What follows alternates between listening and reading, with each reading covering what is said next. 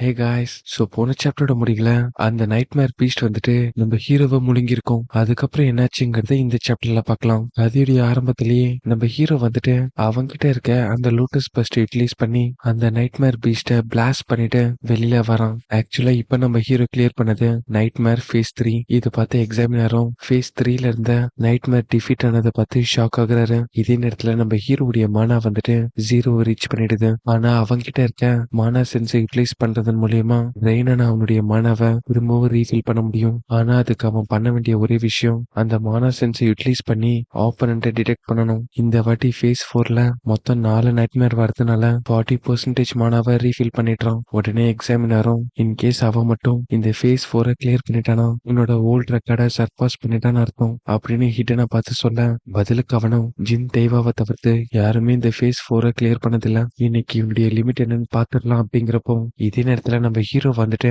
அந்த nightmare attack எல்லாத்தையுமே touch பண்ணிட்டு அவனோட மனசுக்குள்ள நான் மட்டும் அந்த பிளாக் ஆர்புடைய ஸ்பீடை இன்க்ரீஸ் பண்ணிட்டேன்னா ஷார்ட் ரேஞ்சில் அட்டாக் லான்ச் பண்ணணும்னு அவசியம் இருக்காது, லாங் ரேஞ்சில இருந்தே அதுங்களை ஈஸியா டிஃபீட் பண்ணிடலாம். இப்ப என்னுடைய மானா கம்மியா இருக்கிறதுனால என்னோட ஒரு ஷாட்டை கூட நான் வேஸ்ட் பண்ணக்கூடாது அப்படின்னு சொல்லிட்டு அந்த பிளாக் ஆர்பை யூட்டிலைஸ் பண்ண அதே இடத்துல இருந்த இன்னொரு நைட்மேர் வந்துட்டு அதுங்க கிட்ட இருக்க செயினை பிடிச்சு இழுக்கிறதன் மூலியமா அந்த அட்டாக்ல இருந்து எஸ்கேப் ஆயிடுதுங்க. அடுத்த நிமிஷமே அதோட கையில நம்ம ஹீரோவை கேப்சர் பண்ணிட அவனை அப்படியே நசுக்கி தூக்கி எரிஞ்சிடுதுங்க. இதை பார்த்து எக்ஸாமினரும் ஹீட்டன் அவனுக்கு ஹெல்ப் பண்ணுன்னு சொல்ல நம்ம ஹீரோவுடைய நிலைமைய பார்த்த ஹீட்டனும் இவன் வந்துட்டு இவ்வளவு எக்ஸ்ட்ரீமா போவான்னு எதிர்பார்க்கலாம், இவனை பார்க்கும்போது என்னோட டைம் பீரியட்ல என்னையே பார்த்த மாதிரி இருக்கு, உன்னை சாக விட மாட்டேன்னு சொல்லிட்டு ஹீட்டனும் அந்த இடத்துல இருந்து கிளம்ப கமாண்டர் வந்துட்டு அவனை ஸ்டாப் பண்றாரு. இன்னும் 10 மார்க் கிவ் அப் பண்ணல. உடனே எக்ஸாமினர் வந்துட்டு கமாண்டர் மெண்டோ இது டிஸ்கஸ் பண்றதுக்கான நேரம் இல்ல, பதிலுக்கு சோவும் அவர் சொல்றது கரெக்ட் தான், இன்னும் கொஞ்சம் லேட் பண்ணா கூட அது 10 உயிருக்கு ஆபத்தாயிடும். அப்பதான் கமாண்டர் சொல்றாரு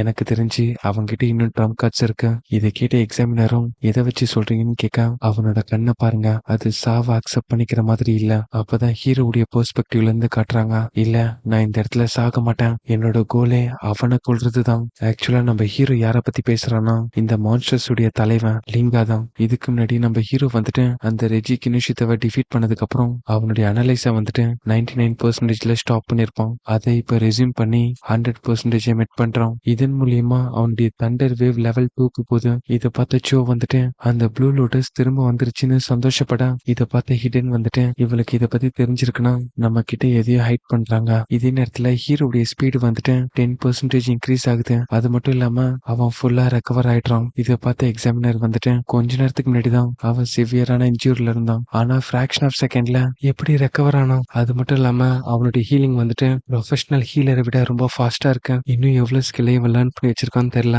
இதே நேரத்துல நம்ம ஹீரோ வந்துட்டு அந்த லெவல் 2 தண்டர் வேவ் யூட்டிலைஸ் பண்ணி அங்க இருக்க எல்லா பீஸ்டையும் லைன் பை லைனா போட்டு தள்ளுறான். ஒரு வழியா அந்த ஃபேஸ் 4 கிளியர் பண்ணிட்டேன். அவன்கிட்ட இருக்க அந்த பிளாக் ஆர்புடைய ஸ்பீட் இன்க்ரீஸ் ஆகுது. இதை பயன்படுத்தி ஃபேஸ் 5ல இருக்க நைட்மேர் பீஸ்ட அவனுடைய ஆர்பை பயன்படுத்தி ஃபிராக்ஷன் ஆஃப் செகண்ட்ல போட்டு தள்ளுறான். அது மட்டும் இல்லாம அடுத்தடுத்து வர எல்லா பீஸ்டையுமே அந்த ஆர்பை பயன்படுத்தி இழிச்சு எறிறான். ஒரு வழியா ஃபேஸ் 6ஐயும் கம்ப்ளீட் பண்ணிட்டேன். இதை பார்த்து எல்லாருமே ஷாக்ல உறைஞ்சு போய் நிக்கிறாங்க. ஏன்னா அந்த இடமே நரகம் மாதிரி இருக்கு. அப்பதான் நம்ம ஹீரோவை காட்டுறாங்க.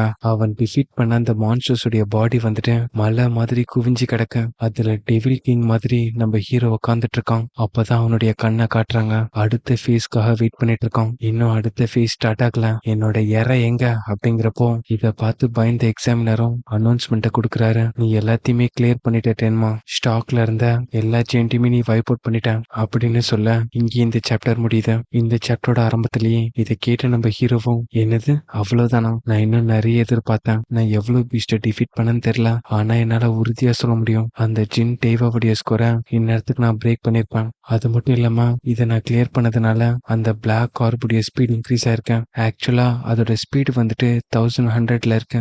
அதோட ரேடியஸ் 38 மீட்டர் பர் செகண்ட். சடனா அவனுக்கு பின்னாடி ஒரு வெளிச்சம் வர அடுத்த எனிமியான்னு சொல்லிட்டு திரும்பி பார்க்க ச்சே இதை நான் மறந்தே போயிட்டேன். அப்பதான் நமக்கு காட்டுறாங்க அங்க இருக்கிறது கர்மா ஸ்டோன். இதை பார்த்த அந்த எக்ஸாமினரும் கர்மா ஸ்டோன் எதுக்கு இந்த மாதிரி ட்ரையல் கிரவுண்ட்ல அப்பியர் ஆகுது, அது மட்டும் இல்லாம இது ப்ளூ கலர்ல இருக்கு, எனக்கு தெரிஞ்சு 10,000 எக்ஸ்பீரியன்ஸ் பாயிண்ட்ஸ் வச்சு இதுல இருக்கும். அப்பதான் கமெண்டர் சொல்றாரு நம்ம 10 மணால எக்ஸ்பீரியன்ஸ் பாயிண்ட்ஸ் அப்சர்வ் பண்ண முடியாது, அதனாலதான் அந்த எக்ஸ்பீரியன்ஸ் பாயிண்ட்ஸ் எல்லாம் ஒன்னு சேர்ந்து கர்மா ஸ்டோனா மாறிடுது. உடனே ஹிடன் வந்துட்டு இவனோட லெவல் ஃபிக்ஸ்டுன்னு பார்க்கும்போது ஸ்டேட்டஸா ஃபேக் பண்ணிருக்கான்னு நினைச்சேன், ஆனா இப்பதான் தெரியுது அவனால லெவலை எஸ்கேப் ஆக முடியாதுன்னு. உடனே நம்ம ஹீரோவும் அந்த இடத்துல இருந்து வெளியில வர.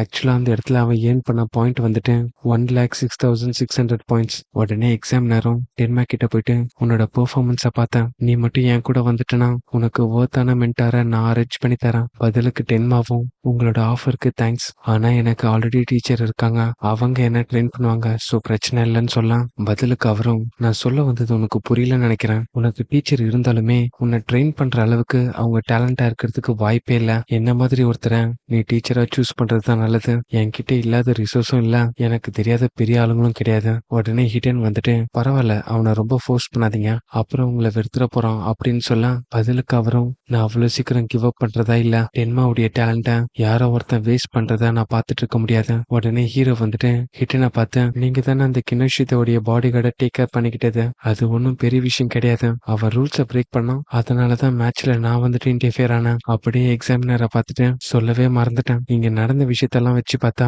கமாண்டர் மெண்டுடைய ஸ்டூடெண்ட் தான் இவன். இதை கேட்டு அவரும் ஷாக் ஆக உடனே ஹீரோ வந்துட்டு ஹிட்டன் கிட்ட தேங்க்ஸ் சொல்றான். உடனே கமாண்டரும் ஹீரோ கிட்ட போயிட்டு நான் இந்த மேட்சை ஃபுல்லா பார்த்தேன், உன்னோட பெர்ஃபார்மன்ஸ் நல்லா இருந்துச்சு, உனக்கு எங்கேயாச்சும் இன்ஜூர் ஆயிடுச்சுன்னா சொல்லு, சோ கிட்ட சொல்லி உன்னை ஹெல்ப் பண்றான். இதை கேட்டு சோ வந்துட்டு விட்டா ஃபேஸ் 7 இருந்தா அதுக்குள்ளேயே அவன் போயிருப்பான். உடனே ஹீரோ வந்துட்டு எனக்கு இன்ஜூர்னா ஆகல மாஸ்டர், கொஞ்சம் ரெஸ்ட் எடுத்தா நல்லா இருக்கும் அப்படின்னு சொல்ல.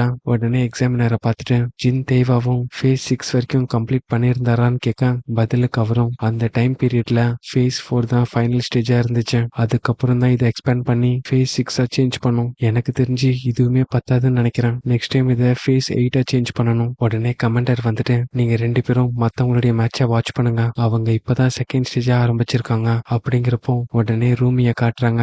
அவன் இப்பதான் அந்த ரைனோ ஸ்டேஜை கம்ப்ளீட் பண்ணிருக்கான், அதுக்கே அவனுடைய கை 2 மறுத்து போயிடுச்சு. உடனே அவன் வந்துட்டு என்னை பொறுத்த வரைக்கும் அந்த நைட்மேர் கிளாஸ்ங்கிறது என்னோட லெவலுக்கு அப்பாற்பட்டது அப்படிங்கிறப்போ உடனே சாயாவும் அவளுடைய வாட்டர் எலிமெண்ட் யூட்டிலைஸ் பண்ணி அந்த ரைனோவை ஸ்ட்ரகிள் பண்ணி தான் டிஃபீட் பண்றான். இதை பார்த்த ஹீரோ வந்துட்டு இந்நேரத்துக்கு அவங்க நைட்மேர் கிளாஸை ரீச் பண்ணிருப்பாங்கன்னு நினைச்சேன். பதிலுக்கு எக்ஸாமினரும் எல்லாருமே உன்ன மாதிரி ஸ்ட்ராங் ஆயிட முடியாது, அது மட்டும் இல்லாம நிறைய பார்ட்டிசிபென்ட் வந்துட்டு நார்மல் லெவலையே இன்னும் கிளியர் பண்ணாம இருக்காங்க, இதை வச்சு பார்க்கும்போது இவங்க டாப் 10ல வரதுக்கு வாய்ப்பு இருக்கு. இதே நேரத்துல ஹிடன் மானிட்டரை பார்த்துட்டு யாரோ ஒருத்தவங்க நைட்மேர் கிளாஸை ரீச் பண்ணிட்டாங்க போல அப்படிங்கிறப்போ ஆக்சுவலா அந்த இடத்துல இருக்கிறது காக்கு தான். அவனுடைய வெப்பனை வச்சு நைட்மேரோட சண்டை போட்டுட்டு இருக்கான். இதே நேரத்துல அந்த கேட்டை வச்சுட்டு இருந்த பொண்ணு வந்துட்டு நைட்மேர் கிளாஸை ரீச் பண்ணிட்டான். ஆக்சுவலா அவ வந்துட்டு ஒரு ஷிகிகாமி யூசர். சடனா அவளுக்கு எதிர்க்க அந்த மான்ஸ்டர் வர உடனே அவ கேட் வந்துட்டு காட்ஸிலா மாதிரி ஒரு ஃபார்முக்கு மாறுது. அடுத்த நிமிஷமே ஒன்னோட ஒண்ணு மோதிக்க.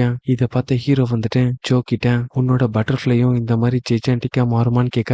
பதிலுக்கு அவளும் இல்லைன்னு சொல்லிட்டு இந்த மாதிரி ஒரு ஷிகிகாமி யூசரை நானே இப்பதான் பாக்குறேன்னு சொல்றான். நெக்ஸ்ட் டைம் வந்துட்டு ஷிகிகாமி யூசர் கிட்ட சண்டை போடும்போது கொஞ்சம் கேர்ஃபுல்லா இருன்னு சொல்ல. உடனே ஹீரோ வந்துட்டு மனசுக்குள்ள இந்த ஷிகிகாமி வந்துட்டு ரொம்பவே ஸ்ட்ராங்கா இருக்குதுங்க, நான் அந்த சார்லஸ் கிட்ட இருந்து ஸ்டோல் பண்ண அந்த உல்ஃபை இன்னும் பயன்படுத்தவே இல்லை, இதுக்கப்புறத்துல இருந்து எல்லா எக்ஸ்பீரியன்ஸ் பாயிண்ட்டையும் அதுக்கு கொடுக்கலான்னு இருக்கேன். அப்பதான் இந்த இடத்துல இபேரியாவை பாக்குறான். அவனோட உடம்புல ஒரு ஆர்மர் இருக்கிறத பார்த்துட்டு கண்டிப்பா அந்த ஓல்டு மேன் கிட்ட இருந்து தான் எடுத்துட்டு வந்திருக்கணும் அப்படிங்கிறப்போ உடனே அவனும் மனசுக்குள்ள இதுதான் ஸ்ட்ராங்கஸ்டான எபிக் கர்மா டூல், என்னோட டேட் வந்துட்டு எனக்காக மேட் பண்ணுது, இதை அவன் யூஸ் பண்ணும்போது அட்டாக் எஜிலிட்டி ரெண்டுமே 100% ரீச் பண்ணது மட்டும் இல்லாம ஒவ்வொரு நிமிஷத்துக்கும் +20 agility and attack speed increase ஆயிட்டு வரும். ஆனா இதுல ஒரே ஒரு வீக்னஸ் இருக்கு, 15 மினிட்ஸ்க்கு மேல இதை நீங்க யூஸ் பண்ணிட்டீங்கன்னா அதுக்கான பெனால்ட்டியை ஃபேஸ் பண்ணி ஆகணும். உடனே இபேரியாவும் நான் அதுக்குள்ள இதை முடிச்சாக்கணும்னு சொல்லிட்டு அதை அட்டாக் பண்ண போறோம். இந்த நேரத்துல தான் ஒரு அனௌன்ஸ்மெண்ட் வருது, நைட்மேர் கிளாஸை கிளியர் பண்ணிட்டாங்கன்னு. உடனே இபேரியா வந்துட்டு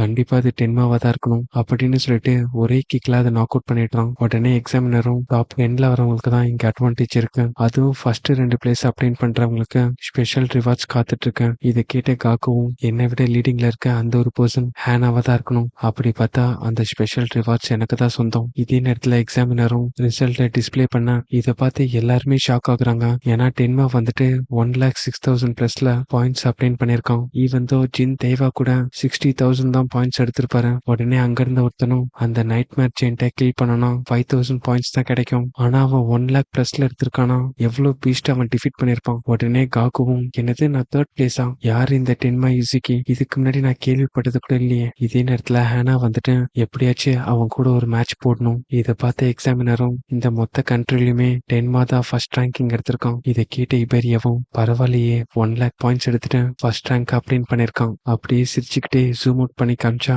அங்க இருந்த நைட்மேரை அவன் டிஃபீட் பண்ணிருக்கான். அந்த இடத்துக்கு நம்ம ஹீரோவும் வர, பாத்தியா நம்ம டபுள் நேமா நான் ஸ்பாயில் பண்ணல. உடனே நம்ம ஹீரோவும் நீ நல்லா பெர்ஃபார்ம் பண்ணன்னு சொல்ல அவன் அந்த இடத்துலயே மயங்கி விழுந்துடுறான். 21st சால்வேஷன் லீக்கு போக போறது இந்த டாப் 10 மெம்பர்ஸ் தான். இதே நேரத்துல நம்ம ஹீரோவும் இபேரியாவை தூக்கிட்டு வரேன். இந்த சீனை இங்கேயே கட் பண்ணி சவுத் கான்டினென்ட்டுடைய டிஸ்ட்ரிக்ட் 1 காட்டுறாங்க. அங்க நிக்கிற ஒருத்தன் வந்துட்டு, இந்த வயசானவரை யோகா பண்றத பாக்குறதுக்கு எங்களை கூட்டின்னு வந்தீங்க. உடனே பக்கத்துல இருக்கவனும், உன்னோட வாயை மூடு, அவர் தான் சவுத் கான்டினென்ட்டுடைய கமாண்டர். அது மட்டும் இல்லாம அவரால் ஃபியூச்சரை பார்க்க முடியும். பதிலுக்கு அவனும், நீ சொல்றத கரெக்ட்னே வச்சுக்கலாம். அப்புறம் எதுக்கு பேரியர் டிப்ளாய் ஆனதுக்கு அப்புறம் நமக்கு நோட்டிஃபை பண்றாங்க அவரால் ஃபியூச்சரை பார்க்க முடியும்னா முன்னாடியே நமக்கு நோட்டிஃபை பண்ணலாமே. பதிலுக்கு அவனும், நீ சொல்றத கரெக்ட் தான், ஆனா அவரால் ஃபியூச்சர்ல நடக்க போற எல்லாத்தையுமே பார்க்க முடியாது.